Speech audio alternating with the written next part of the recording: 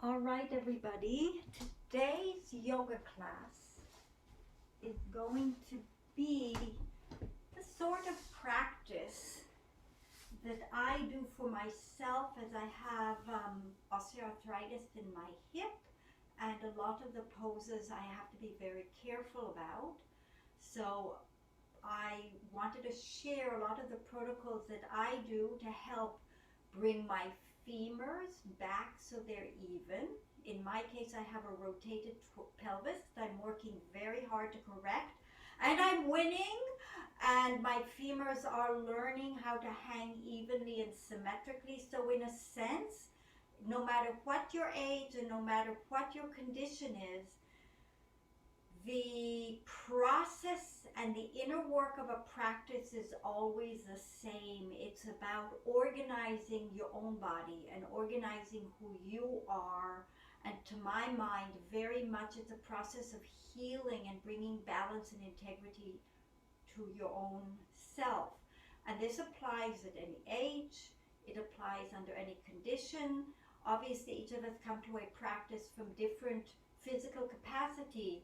So it is vital and essential to adapt the practice to the body, not force the body to the practice, which can be a very common idea of what you do.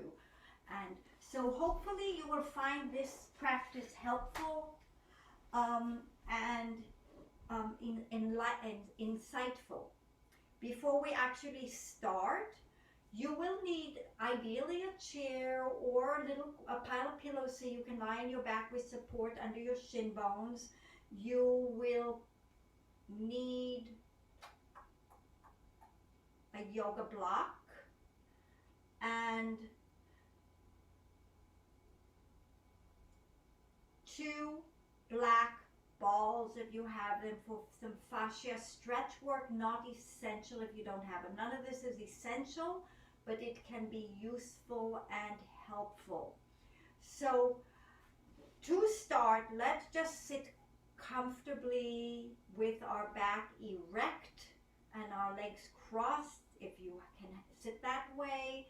And let's turn our palms up and do Gyan Mudra, which is the index finger and the thumb together with the rest of the fingers extended out. Check that the shoulders are wide and you find a place of balance between alert tension and relaxation. So not too hard, not too tight, not too soft and collapsed. Let's close our eyes and first and foremost, just checking in our physiology, connecting with the body shape, and also connecting with the breath, and just notice how it's coming in and going out.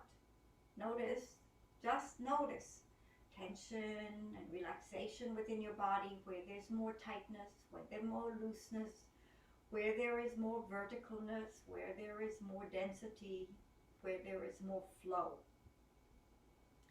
Just connecting mind and body in preparation for this practice. And then ask as an intention for this practice. Ask for healing. Ask for wisdom. Ask that those that have gone before us bless us and support us and share their essence, which is invisible, to this practice, so that we connect with something greater, something more whole, something more complete.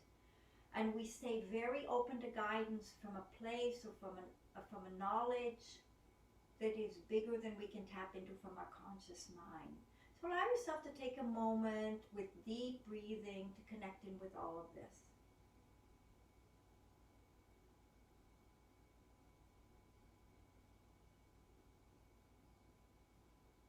Again, gentle, soft, long breath.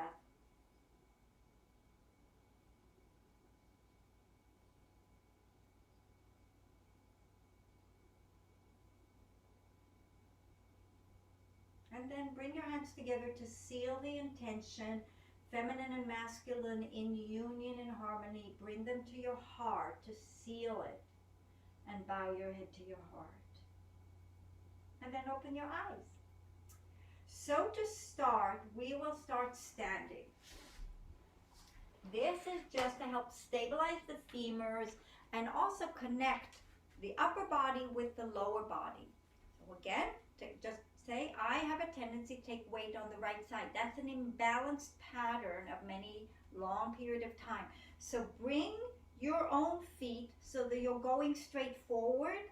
If you are to err in any way, I would rather have you pigeon-toed. You want to look from the heel to the little toe, and as best you can make those lines straight. For many of you, this is going to form a bit of an internal rotation, but do that for now. Just get them, and then bend your knees and have a look at where the kneecaps are going. You want them to go straight.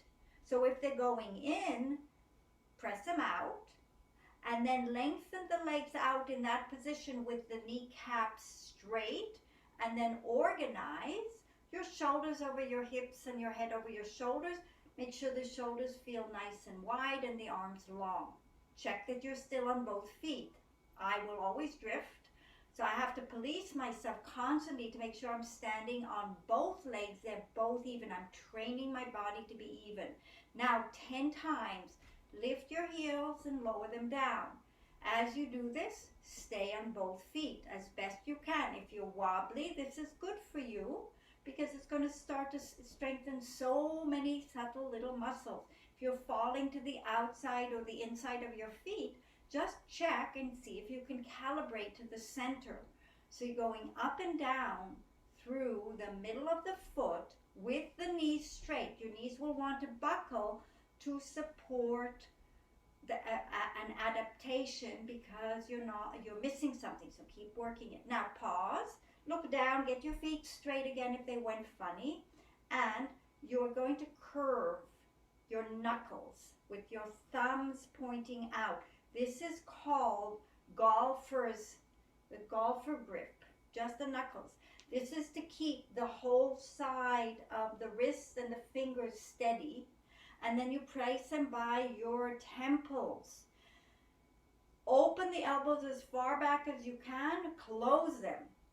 Open, close. Stay on both feet. Stand on both feet. Make sure you're not drifting forward with your body weight. We're doing 10 of these. We're starting to reteach the shoulders to work evenly and symmetrically. If they feel very odd, then even more important to do this. 2 more times. And relax your arms down. Now from here, you will bring the feet together and the toes a little bit out. And again, separate the feet, maybe a fist apart in the heels. So now we're in external rotation. Straighten your knees, stand straight, make sure you're on both feet, up and down 10 times. 2, 3, 4, keep the hips square. 5, 6, both hips facing the front. 8, 9, 10. I'm removing my glasses so I can get my hands. Golfer's grip, here we go 10 times. Weight into the heel. 1, 2, 3, 4, 5. Keep the elbows up so they're in line with the shoulders. 7, 8, 9, 10. Relax your arms down. Now, you will bring the feet inwards.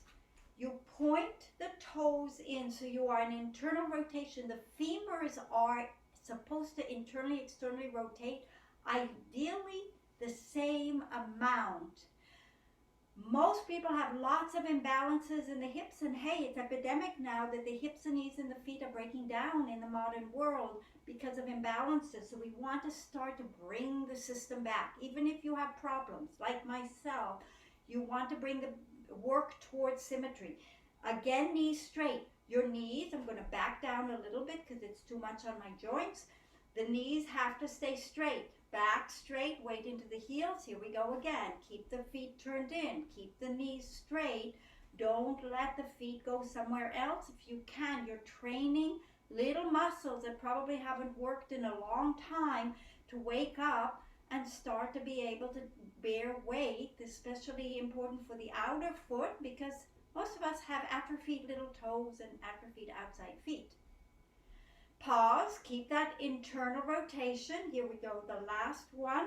Elbows are wide, back is long, chest is open. 1, 2, 3, 4, 5, 6, 7, 8, 9, 10. And relax down.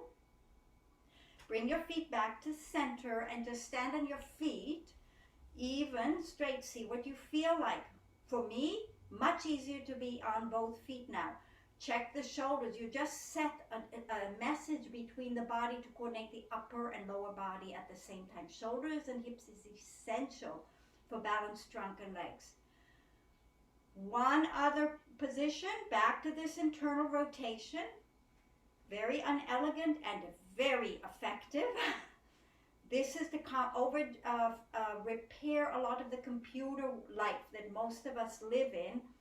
Hands down, upper body gets stuck. I'm going to turn sideways, so the arms are up. You want to be able to have the shoulders down and then lift your head up and look towards your hands. So it's just starting to ask the upper spine and the upper neck and the thoracic or rib cage area to start to lift up and open up again. Hold this position. Check that your knees are straight. Make sure the hips are going forward. Don't let the knees buckle. Don't let the legs drift up to a different shape. Hold it and lift up your back. Check that the shoulders are down. Press the hands up and then bring the hands down. Again, as I say, this is a setup, so my body's organized for my yoga practice. So I consider it part of the practice, even though it's not traditional yoga. We're now going to take a chair or some kind of structure, because for some of us, this affected the lumbar spine. You want a chair and you want a block. And in this position, I'm putting a pillow because I already know the measurements. You want to lie down with the equivalent of tabletop. So tabletop is the knees just about over the shins and the shins in line with the ceiling. Take a look at your own feet for a minute. So for a lot of us, the knees will roll out, or the knees will be straight and the feet will roll out. If you have that kind of a pattern, try to be as relaxed as possible. But next time, get a little strap to tie around the legs and a little strap around your feet so you don't let your feet do a Donald Duck. We're retraining the bones right now to absolutely relax. From here, you will take the shoulder blades and roll them under and have your hands out. This should be an incredibly relaxing position. If your lower back is off the ground, you want to spend time here relaxing, because those muscles are chronically in spasm and your psoas is chronically in spasm, and it's making the hip and the pelvis go into a shape that is not letting your legs hang constructively and correctly. So this is a process and a journey. It doesn't happen in a day. Make sure you are relaxing even if your back is arched. Don't push your back down with muscles. This is not a muscling exercise. This is an unwinding of your tissue so you can get to the ideal place. A few of you are what's called kyphotic, and your low back is too straight and the pelvis is tucked under. If you have one of those kind of shapes, next time you do it, you roll up a little tiny towel under your low back, and you are the only ones that want to artificially create a curve in the low back. Everybody else nice and flat. So these are just for future practices. I will say that I will spend at least 10 minutes a day just here retraining my whole lumbar spine to go straight and tracking my legs straight in the socket, so when I stand and walk, they hang straight. Now the next one, once you've spent a little time, you've felt the relaxation, your back is nice and long, I'm putting the block between my thighs. Narrow form. The distance between your sit bones is about a fist. That's about where your knees should be. Again, check that the legs are straight. Let's flex the feet gently. And please, I'll gamble that I want you to pigeon toe because probably your feet are rolling out. This starts to restore an active arch in people. You don't want to be active and aggressive, just a little bit of tension. From here, hands are still relaxed and start pulsing the knees together to wake up the adductors evenly. Ideally, your hips are even, so you can always check for a moment to see that the pelvis is organized evenly. And you may find that you feel rather strange doing this because it's different from your normal. If you really coordinated yourself to be balanced, this is how you retrain a more symmetrical muscle structure, among many other things. So here you go. You're waking it up. Your adductors. Put your hands between your inner thighs and check to see that those are indeed the muscles that are working. I will very often find clients that are busy tightening their buttocks and squeezing on the outside. That's not what you want. You want the adductors to fire. They can become rather sluggish for a lot of us, and they're turned off, especially if your pelvis is not hanging right, which is common. So you wake these muscles up, you do this, you can do quite a few rests, do some more. Today we're just doing one sequence. And then from here, check that your arms are relaxed. By the way, you keep checking that your shoulders, arms, and head are completely passive and your breath is normal. And then you lift the legs so you come to tabletops, ideally here. Now, slowly lengthen the legs to straight, but look at your knees as you do that. You don't want the knees rolling in or rolling out.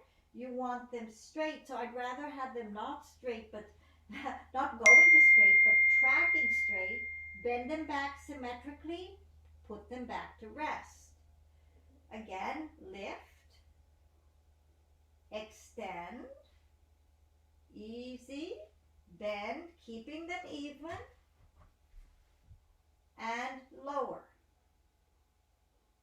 Ideally, your low back is just relaxed on the floor and not changing shape. If it's changing shape, you know more of your psoas needs to release and more of your hip flexors are still chronically tight. If your legs are not going straight, then there's all sorts of muscle patterns in your quads and thigh and hamstrings and calves. I mean, it's all over the place, the imbalances are. There's so many muscles. Our beautiful body has figured out multiple ways to adapt to conditions that are less than optimum so we can go on having a good life. But now we're trying to track back and spring clean and restore very healthy patterns. If you notice that one leg feels very different from the other, or the hip is moving differently from the other, just notice that. Try to even it out the best way you can. Keep going.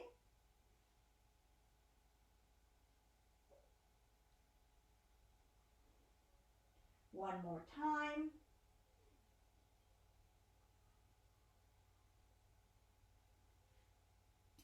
From here, we are going into starting to release the hip flexor. So notice that I have one leg on my nice tabletop position. You take a block, and depending upon how tight your hip flexor is or your psoas is, very different. Again, the people with over flat back need a little support in here. The rest of us are the opposite. You will take your leg and you prop it up on as many books as you need to. Your back should stay flat. Your thighs should stay even. The leg that's lifted should be even. No deviations off of these straight lines. The foot that's resting should be even, so the knee to the ceiling and the foot to the ceiling, not flopped up. This is not what we're going for. We're going for this. If you're having trouble being here, you raise it higher. You just find the place that you can stay in control, and you keep this alignment, and then you hang out here. This is teaching these muscles to start to let go and become long again. Very valuable in the modern world. Take your time with this, and if you find you've reached a point there's no tension, no craziness, you come lower. Again, the hips have to be squared, the back has to be long. You have to be able to hold the position without tension. You're not holding it with your muscles. You're unwinding deep, deep, deep chronic tension that lives in you. This can take half an hour or longer to work on. It does change things drastically if you do it slow enough. I'm just sharing the process with you today because it's been so helpful to me. Notice my leg wants to flop. If I was on my own, I usually pile up pillows or weights on the outside of my foot to keep it from doing this. I block the leg so I can just relax and teach my bones to be long and my back to be long and my hip flexors to be long. Your back, unless you are kyphotic, should still be on the floor. If you're feeling yourself beginning to arch, you've gone outside of your realm. Don't go more, because we're not looking to get you to the floor. We're looking to get the muscles to release and be long again. And of course, the final one is to the floor, but only if all of the pointers are in. So this is something I invite anybody interested to do again, and do it in your own time. Work slowly through the process. You may be amazed at what happens to your legs and your body, because it gives you literally a new lease on how to function in your body. We will now go to the other side, because for sure we need to do always both sides. So very, very amazing technique. I often will start very high with the long leg because I happen to be very tight. So the important is to meet your body where you want to be.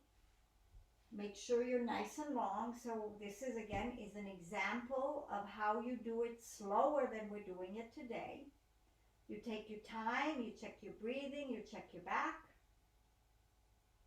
And then after you've relaxed, you will go to the next level down. So if you're doing this with me, just observe if your back is starting to change shape, so you know you can go back and revisit this in your own time. Over and over again, I have to share that doing practices and group practices is amazing. And it's wonderful to be in a group, and it's wonderful to be with a teacher. But more important than that is the inner teacher in you, and you learning to really figure yourself out, and also get in the habit of putting time in on yourself by yourself.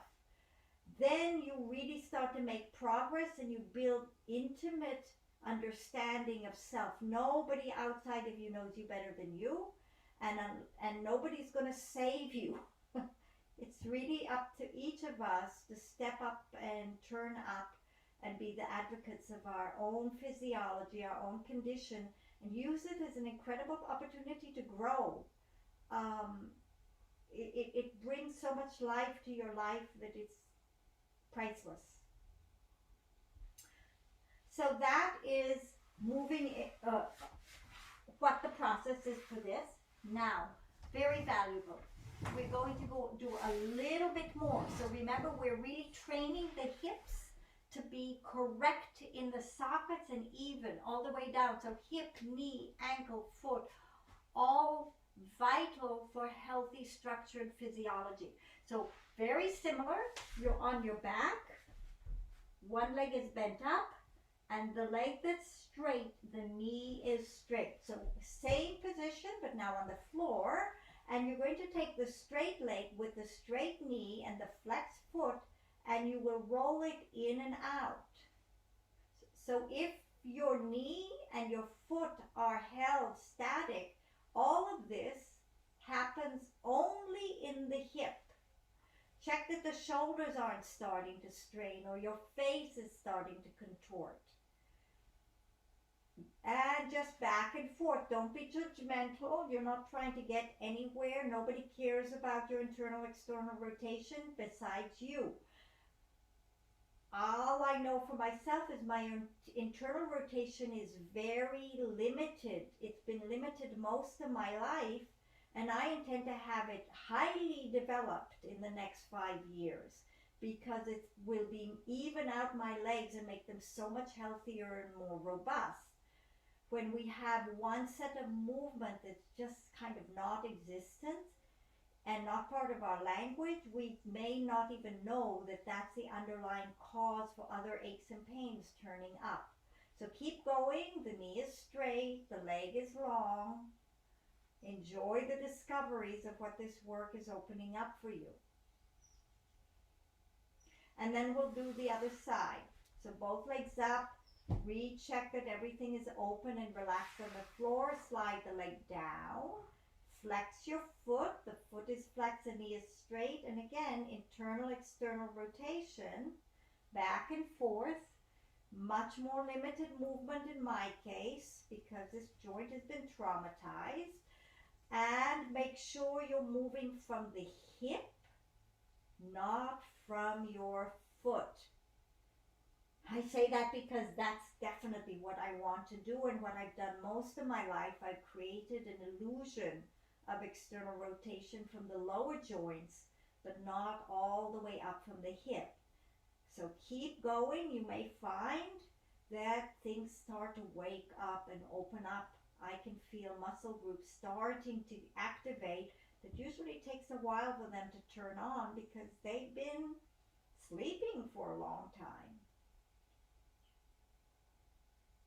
And again, in my own mind's eye, I have a vision of this being a very healthy range of movement that the leg does easily and well. And I'm more than happy to give myself a 5-year target. I like lots of times. I'm not trying to achieve anything today because it's a continuity of the involvement with a practice where you get the change, not the heroic desperation of doing anything immediately.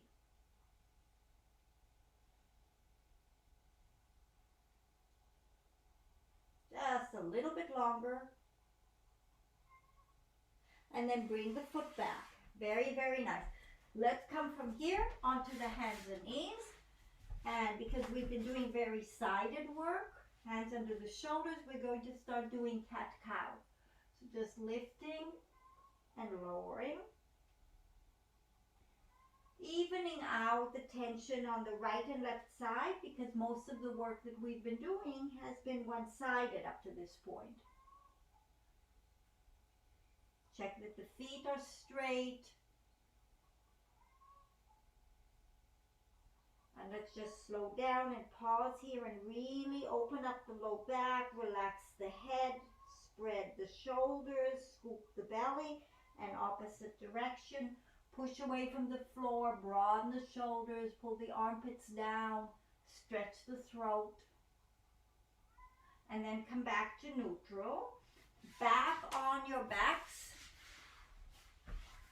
Your feet now are bent, and your legs will be just a little bit wider than they were before, maybe lined up with your outer hips. Again, your arms are by your sides. And drop both knees to one side, and just for a minute, let the knee that's on top really kind of bend. Your hip will roll up a little bit. Come back and roll to the other side. So the pelvis does lift off the floor some. We're looking to get internal, external rotation in the sockets and then have the movement extend into the hip, the whole pelvis. This is an essential part of what needs to happen when we walk and we run. This is functional basics of the human body. Very crucial, very important. And again.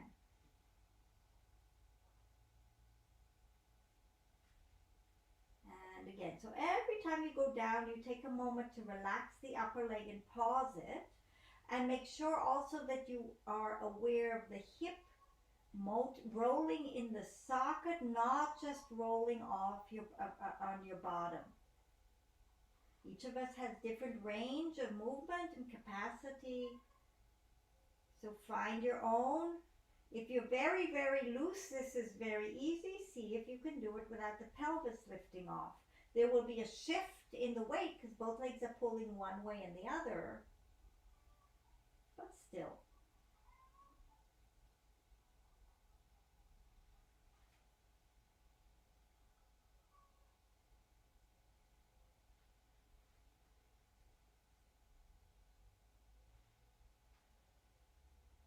So we've loosened up the hips. From here, we will now work more into posture positions. You want your legs in a tabletop position on your side, your body long on your side, your head on the floor if you can.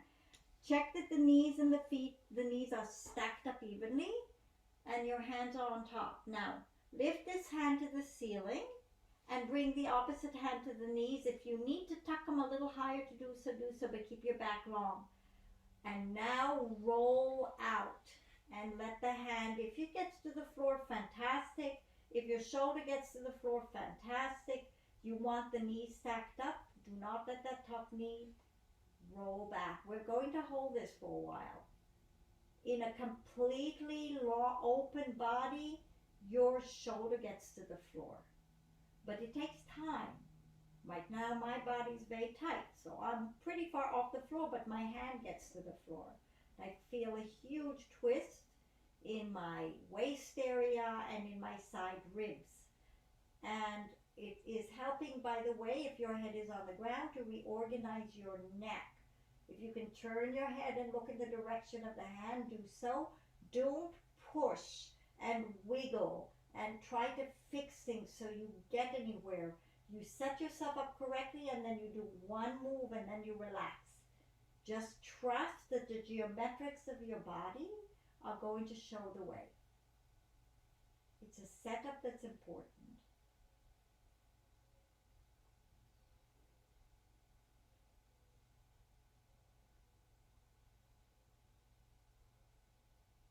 This stretch can be, you can do it for 3 minutes.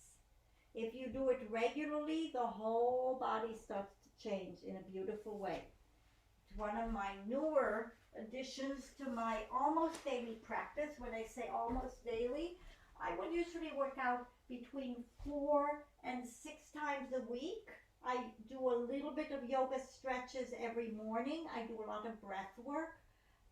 So I calibrate my practice at this point in my life depending on what my body needs. Sometimes I will do weights. Sometimes I will also jump on a trampoline. We need variety. At different ages, our body is adaptable to different intensities of practice. So stay disciplined, but also stay flexible, because sometimes a practice that was good when you're 30 years old may not be good when you're 56. And you want to be respectful of what will move the bar forward, what is going to heal you, what is going to make you better, not a competition with some idea of somebody else or something you remember from the past. That's where real true wisdom starts to kick in. Getting to love this stretch.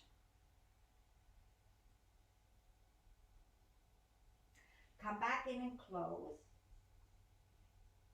And again, as we have been rotating and spiraling, we come back on the hands and knees.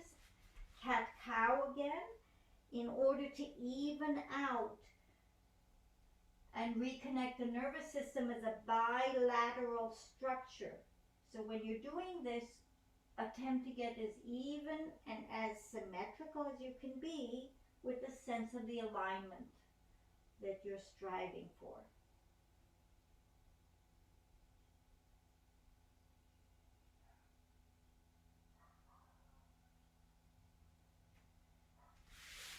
Sit back down, and the next one is like Dandasana and yoga, but a little bit different. So when I'm sitting, I have my legs hip width apart, like I'm standing. feet are flexed. You want to look at your feet. Are they going straight forward or are they a little bit up? Get them straight. Look at your knees. Are your knees going straight up to the ceiling? Now, lower back is where we fall down. You want to put, so I will put this curve in my low back first. If you cannot keep your knees straight, I would get a bunch of pillows. I would get yourself lifted. You want this. We now want to teach the body to be able to be a vertical, even, well-balanced structure on top of two straight legs that are balanced in the sockets. So your knees are going up, your feet are going up, your hands are nicely relaxed by your sides. And you just look forward. We're going to be holding this. I'm going to turn a bit so you can see the more of a concept of the front. So it's very simple. It's so moronically simple that people have a hard time. Shoulders are back and open. If there's any place that you want a little tension at the beginning, if you're round shouldered, it's keeping the shoulders wide and the head on top of the shoulders, and your focus straight forward. Check that the quads are firm. They're not soft and relaxed, and the knees are pressing in the direction of the floor. And check that your breath is relaxed and soft. So very relaxed in the physiology of, let's say, the arms and the hands. Tension, holding the legs symmetrical. Tension in the low back, not to fall down. This is what we all do. Keep it lifted so that the body is erect. We're reteaching the body to have an erect structure. Hold it. Keep lifting up that low back. Keep checking that those knees are still straight and facing up. Keep checking that the feet are relatively flexed. Again, this doesn't have to be maximal tension. It can be soft, but eyeball your feet. Are they pointing straight back towards the knees, or are they off in some journey of celebration and self-expression? I laugh because my feet go all over the place. And I am wanting them to retrain themselves into something that will serve me better. This routine can be surprisingly enlightening about areas in the body that are weak or out of pattern. Whenever I know I'm going to be using, working with my hips. And with me, it's almost every day that I do this, or most of this routines, because of the need to rebalance my pelvis, rebalance my legs, retrain my whole physiology, because I started to break down. I was getting arthritic. I was getting a lot of aches and pains, and there were cumulative imbalances that I'm discovering there's something that you can do about them. You can change things. The pain does not go away in a day, but it goes down. And as we're sitting here with our back straight, all I can share as support is that about a year ago, I was in so much pain. I was on my back every day with my knees up, my feet up on a chair. And now that's not happening anymore. I can walk long distances. Do I still have dysfunction? Yes, but way down. Am I happy and excited? Yes. And I really want the same for all of you, whatever way. Whatever is going on in your life, there's always more you can do. You can bring your body back, but you need to get involved. So from here, what we will do now is come on our hands and knees again. Hands under the shoulders, knees under the hips. Get all the joints nice and straight. We're going into our first down dog. So take your time. And as you go back, pull your stomach up and really shift back towards the legs. So you can take your time getting the legs long. I'd rather you stretch into the deeper layers of the muscles rather than just pop into the straight leg position.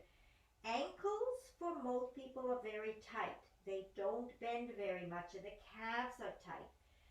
So you want to see if you can find the stretch there. Have a look at your own knees. Are your knees still going straight?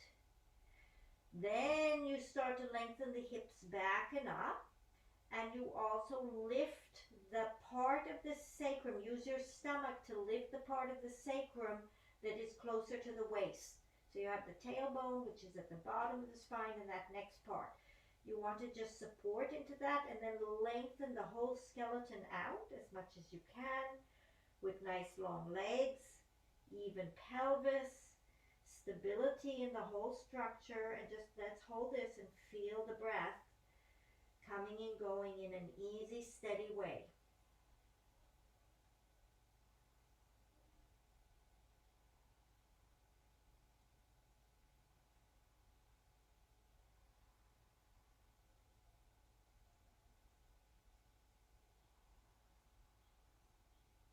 And bring yourselves back down to the floor. Cat cow.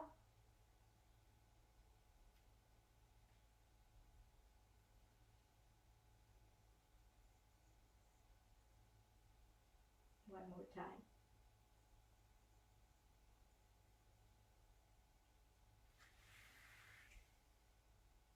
The next stretch is called a runner's stretch. Again, very important for hip stability. One foot is in front. Hands are on either side. Square the hips. So if you were to see your foot, your knee and the back foot, it's like you're on a balance beam. They're all on one line. So you're really on the midline of your body.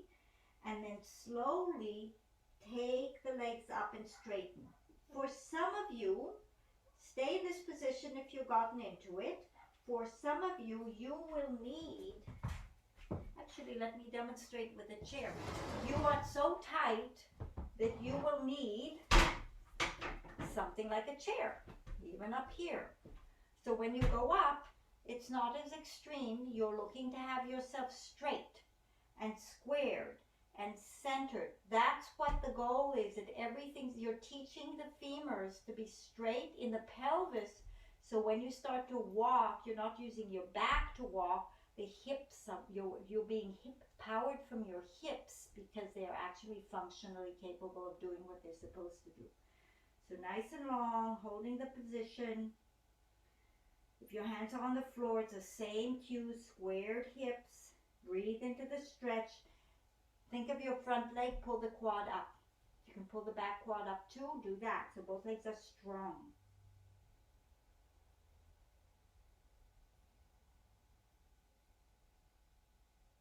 Bend your knees back down. Move to the other side. Again, line yourself up. More advanced, or for flexible people, you're down here. More stiff people, you're higher up. Use a bed, a table, it doesn't matter what, but get those feet in a straight line. Square your hips, and then slowly come up and get into your squared position, nice and long. Hips along. Front quad is straight. So very common is that the left hip, the front leg is dipping. You want to pull that side, both sides of the waist up, and the front hip commonly will need to move back a bit, and the back hip forward. But that is not an absolute cue, again, because it depends upon what's happening in your body. Some people are really good, so they don't want to fix it, and then they go off balance. That's the tricky part with generic cueing. Is it applicable to your body?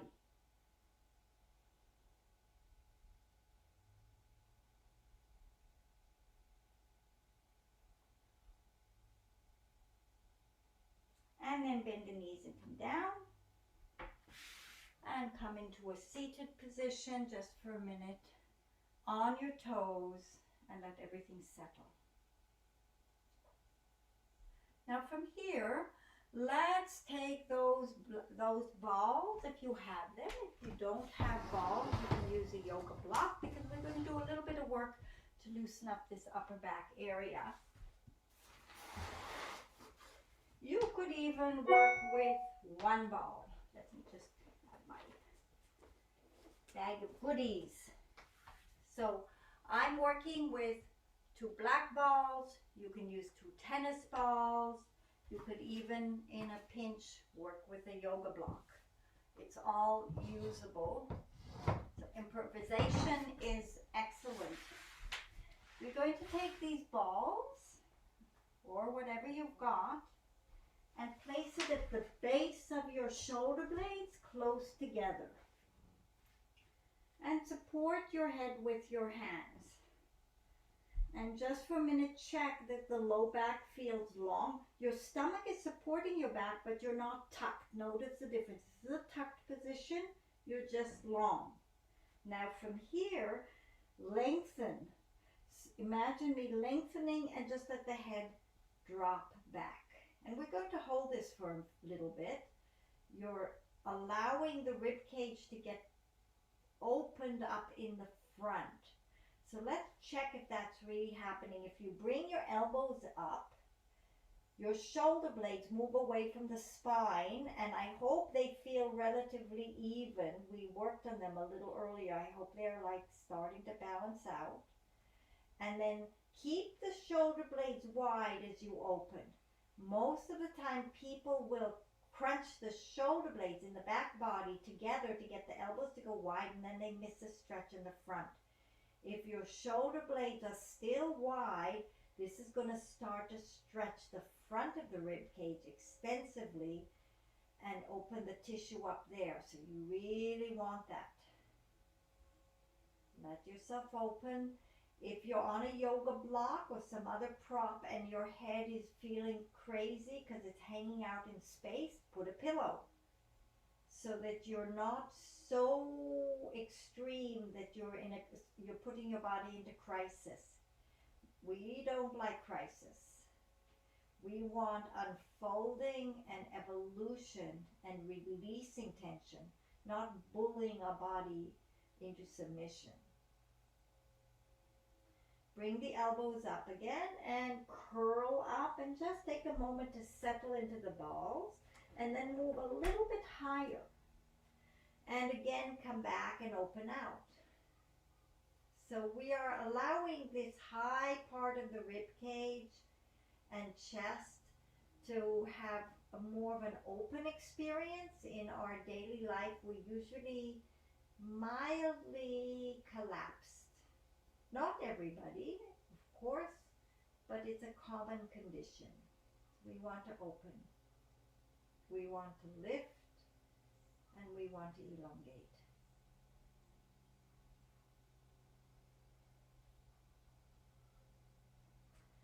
Curl yourself up. Now, roll back down again, and I will change to a yoga block myself just for those of you with a block, just to be demoing that. You can still stay on the balls. So you're just plonking this block wherever you want, below the shoulder blades, mostly on my shoulder blade below. Now hold your elbows. And again, go back and let yourself hang out here, but hold the upper arms above the elbows if you can. It's going to give you a different sort of traction. Let the body open.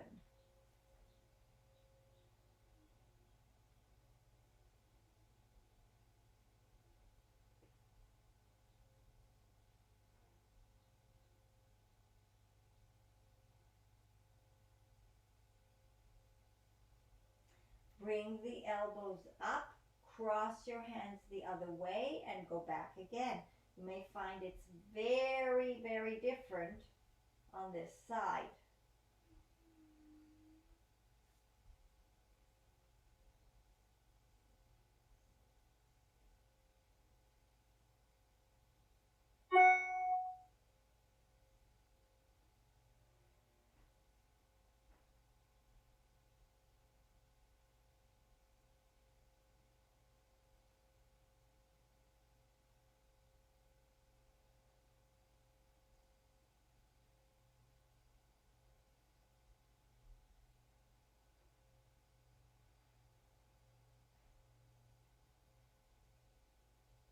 Such a lovely experience getting the chest to open. Bring the arms up. Grab your hands behind your head and lift. And get the balls or your block off and lie on your back. Now, get the hands out again, a la Shavasana, but your knees are bent. You probably can feel how much longer and flatter your back is now that we've done some upper and lower body work. From here, we're doing figure four stretch. Please check your pelvis. In fact, let's put our hands on the hip bones. And when you lift this leg up, do not move your hip bones. Do not move them or I'll yell. And then start pressing your knee open. The reason I say this is 99% of people I see doing this wiggle the pelvis around. So they're moving the whole pelvis, not isolating the muscles around the hips. It's really wonderful to learn how to isolate the hip muscles. Lengthen them.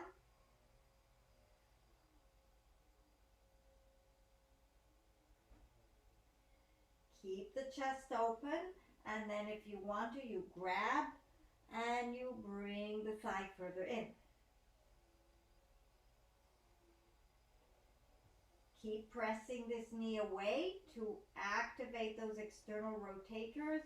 Bring the legs up and lengthen. You want that nice traction. Bend the leg back and other side. Leg comes up. I hope your hips didn't move. Press the hip open. Work the muscles. Again, part of this is educating certain muscles to start to work again. And again, bring the leg up and in.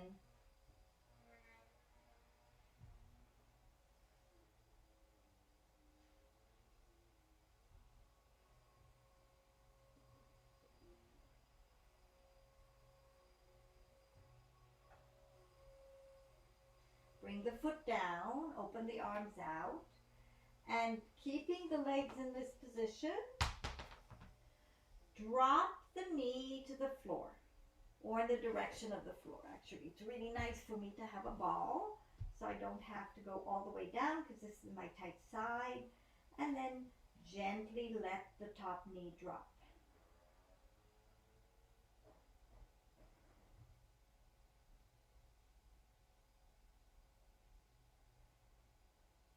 And come back, change side. Before you go into the other side, always check that your structure is balanced. Put the foot up and drop to the other side. Do not wiggle your pelvis. Please, please, please, please. Don't try to shift things around because then you're just avoiding where your problems are. You want to find your problems and go right in, meet them, get a relationship with what's going on. Don't wiggle around. The problem is the gold. My biggest growth in life has been from problems and challenges and accidents and misfortunes. Those are our opportunities. If we really grow from them, that's what makes us wise and complicated and sophisticated and knowledgeable. Knowledge doesn't come from success, not the same way.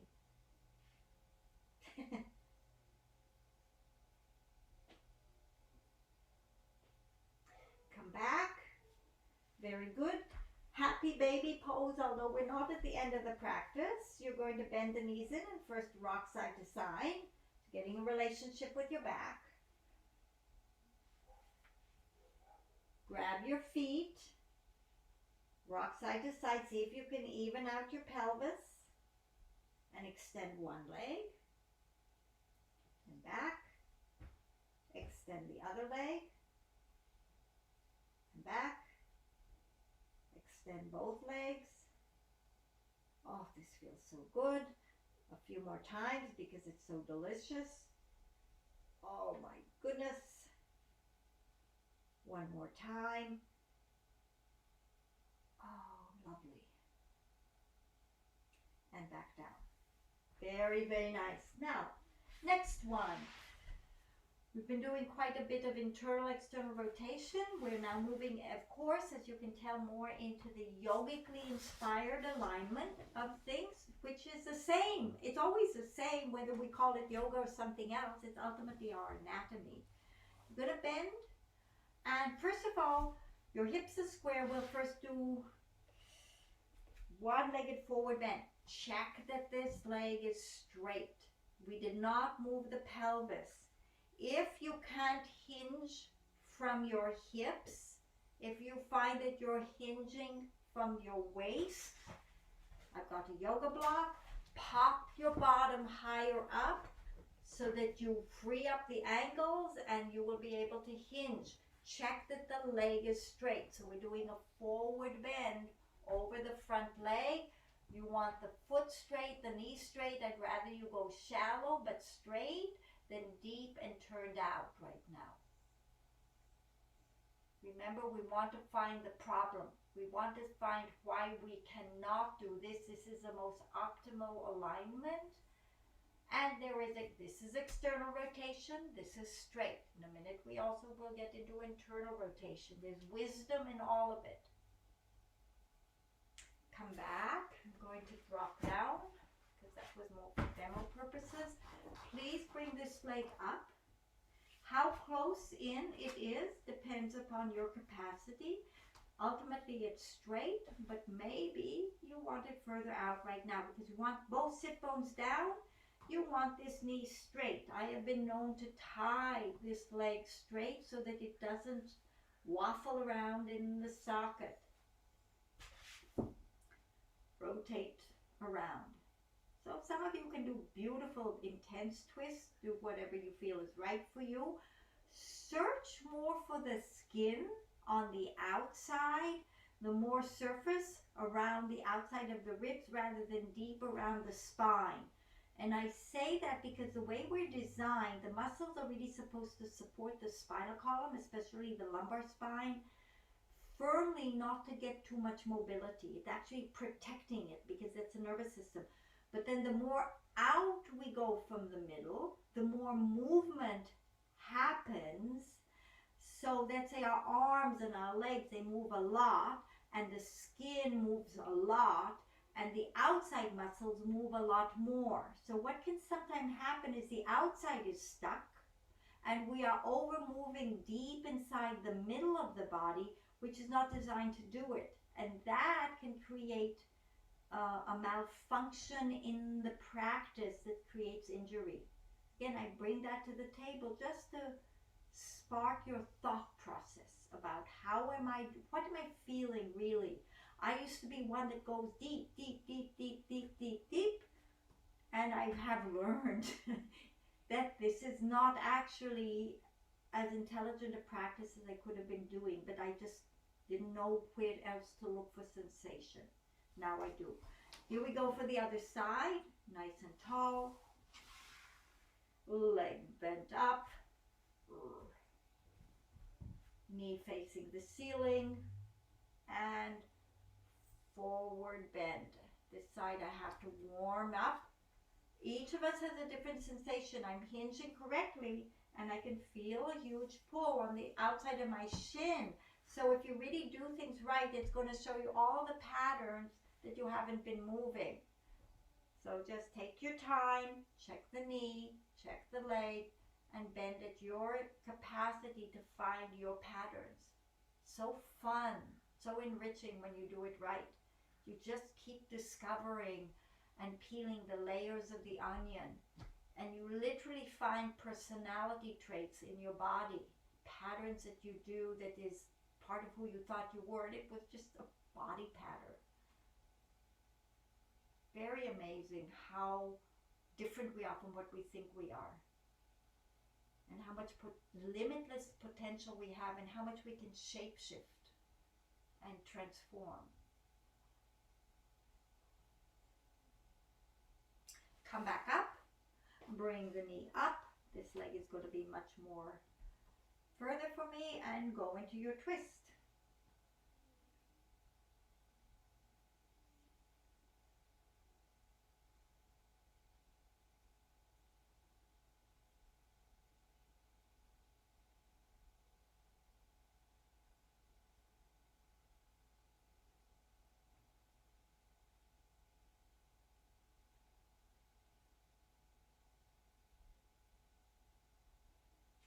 and then come back. Stretch your legs out. And now internal rotation.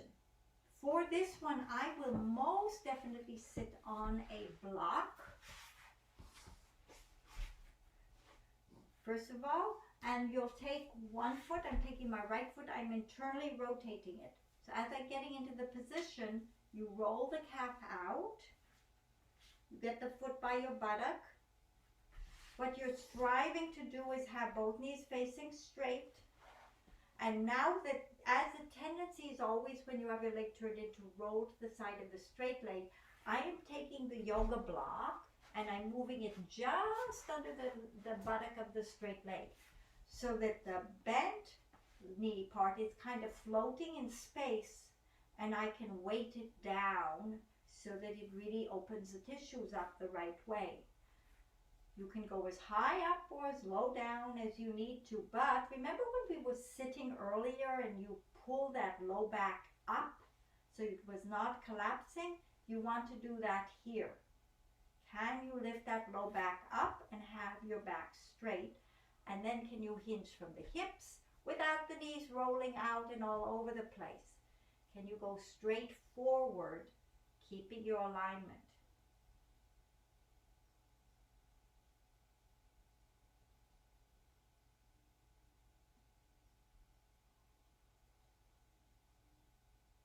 Come back. Feels so nice to get that nice even sensation. Other side.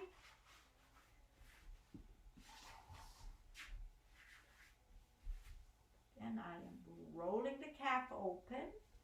You want to have the foot going straight back,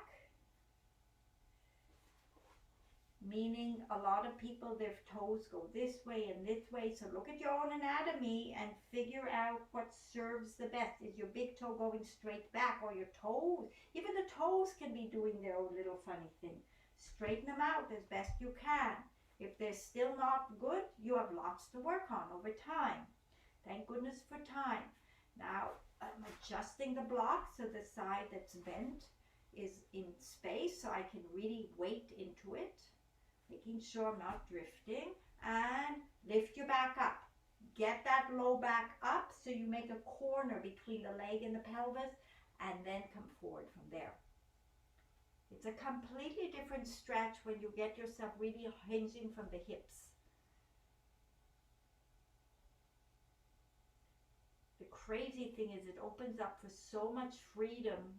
You can, because there's a point, it's like that's the area where the jam is, and if you can loosen up the fascia and elongate the tendons and muscles a little bit, suddenly you have so much mobility and health, because now there's lots of fluid, lots of light.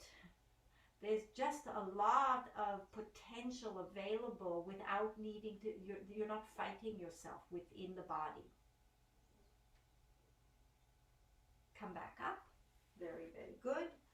And lying back down on your backs. To finish, let's bend the knees in again and rock side to side, evening out any last residual funny stuff that's going on. Put the feet down. Roll the shoulders under. So the shoulder blades are rolled down, the collarbones are wide, the hands are 25 degrees away from the body. Your neck should be long. Then lengthen the low back so it's on the floor. And only when you've had all of those parts fixed and set, let the legs go long, and then let them relax and roll out if they want to. Whatever they want to do, let them do it, and then close your eyes. So now we have the beautiful Shavasana, time of relaxation, where you let go and you allow yourself to be. This is where there's no more judgment. If you've gone crooked again, that's beautiful. Now you're letting go. It's no longer your job to be anything. Now you receive, you trust, and like a baby, open to the universe. dependent on everything else, needing nothing because he's taking care of the same as for you. Let go deeply, deeply. Relax your forehead. Relax your eyes and your temples. Relax your jaw. Relax your lips and your cheeks. Open your hands in a soft state and feel the energy flowing through the palm. And allow the body to be heavy and supported by Mother Earth.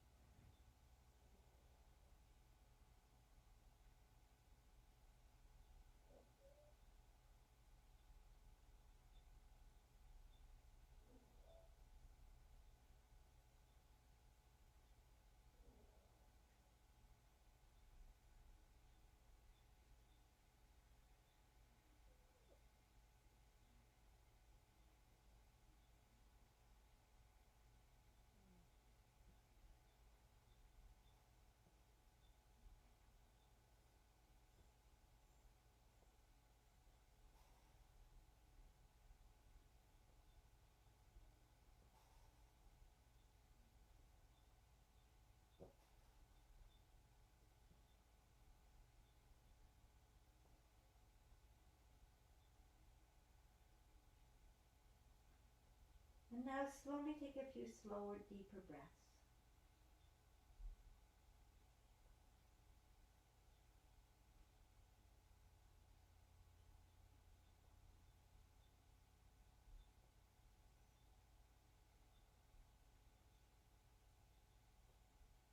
Start to move your fingers and your toes.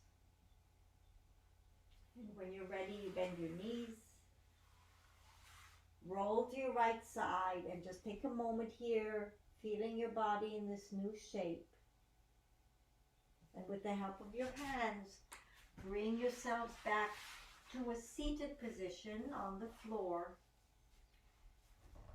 in whatever shape is comfortable for you. And again, bring your index finger and thumb together in Gyan Mudra and check in. Who am I?